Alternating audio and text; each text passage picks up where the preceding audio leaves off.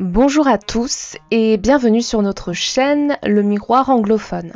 Alors aujourd'hui, nous vous proposons une exploration détaillée et le plus factuelle possible de la vie et de la carrière de Kamala Harris, actuelle vice-présidente des États-Unis, en retraçant son parcours de son enfance à sa position actuelle sur l'échiquier politique américain.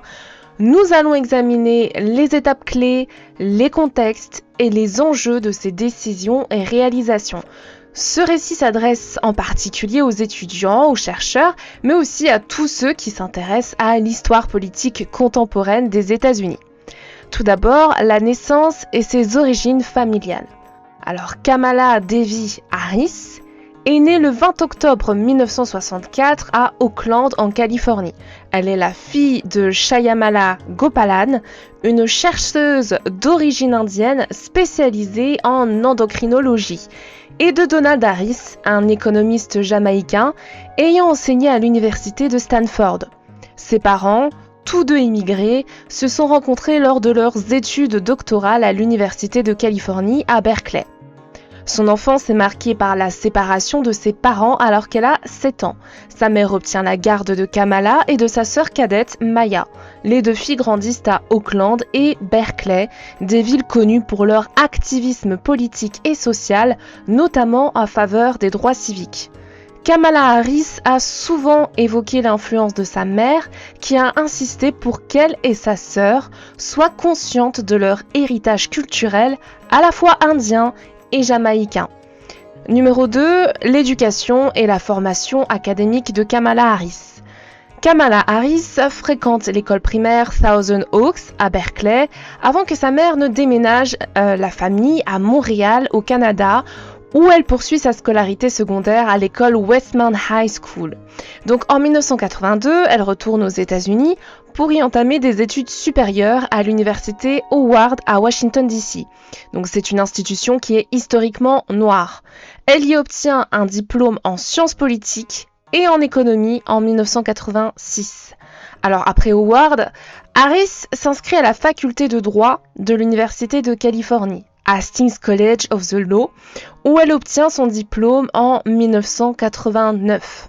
Sa formation juridique la prépare à une carrière dans le domaine judiciaire, ancrée dans une compréhension approfondie des systèmes légaux et des enjeux sociaux qui les entourent.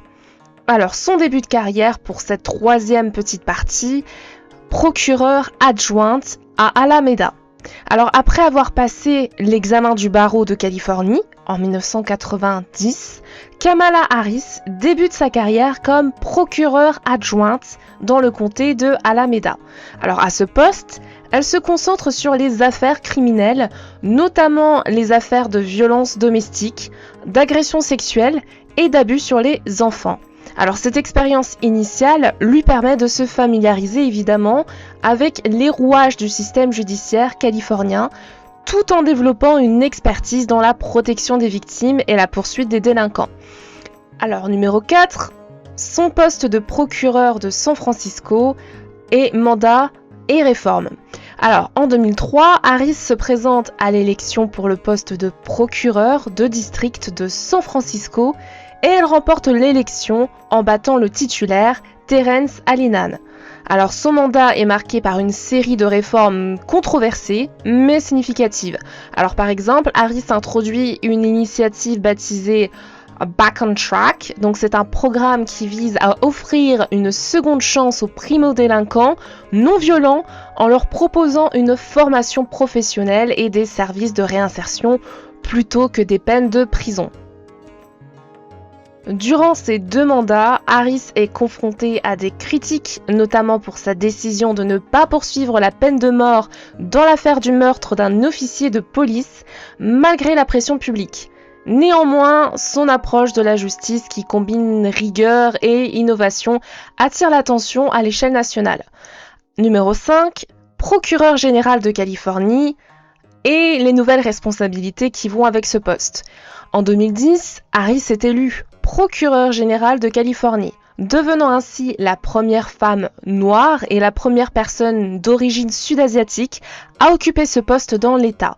En tant que procureure générale, elle est responsable de la supervision de l'application des lois dans tout l'État de Californie, un rôle qui lui permet de jouer, évidemment, un rôle central dans plusieurs affaires à haute visibilité.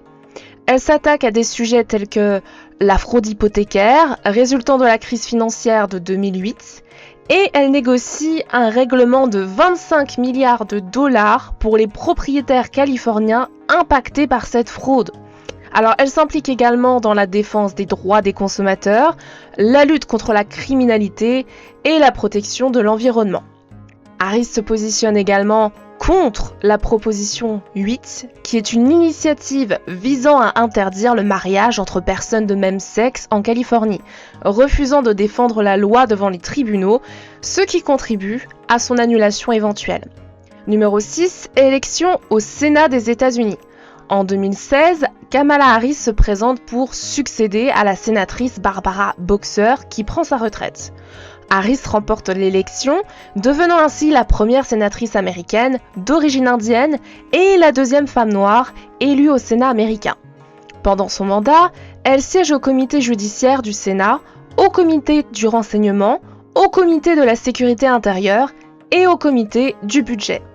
Au Sénat, Harris se fait remarquer par ses interrogatoires lors des audiences, notamment celles impliquant le procureur général Jeff Sessions et le juge de la Cour suprême Brett Kavanaugh. Son style de questionnement rigoureux et direct la distingue comme une figure influente au sein du Parti démocrate. Numéro 7, campagne présidentielle de 2020 et évidemment un tournant politique. En janvier 2019, Kamala Harris annonce sa candidature à l'élection présidentielle américaine de 2020 lors d'un rassemblement à Oakland. Sa campagne est centrée sur des thèmes tels que la justice sociale, la réforme de la justice pénale, l'accès aux soins de santé et l'égalité des chances. Harris se démarque lors des débats démocrates, mais sa campagne rencontre des difficultés, notamment en ce qui concerne le positionnement politique et le financement. Alors en décembre 2019, Harris décide de suspendre sa campagne, invoquant un manque de ressources financières pour poursuivre efficacement cette dernière. Donc cependant, son influence elle reste significative et elle apporte rapidement son soutien à Joe Biden, l'ancien vice-président, pour la nomination démocrate. Numéro 8. Vice-présidence et évidemment le fait que ce soit pour elle un rôle historique. En août 2020, Joe Biden choisit Kamala Harris comme colistière pour l'élection présidentielle. Cette décision est historique. Harris devient la première femme noire et sud-asiatique à figurer sur un ticket présidentiel d'un grand parti aux États-Unis. Le duo Biden-Harris remporte l'élection en novembre 2020 et Harris prête serment en tant que 49e vice-présidente des États-Unis le 20 janvier 2021. En tant que vice-présidente, Harris assume alors plusieurs responsabilités clés, notamment la gestion des relations avec le Congrès, la coordination de la réponse nationale à la pandémie du Covid-19 et la représentation des États-Unis à l'étranger. Elle joue également un rôle central dans la promotion des politiques de l'administration Biden en matière de justice sociale, de climat et d'économie.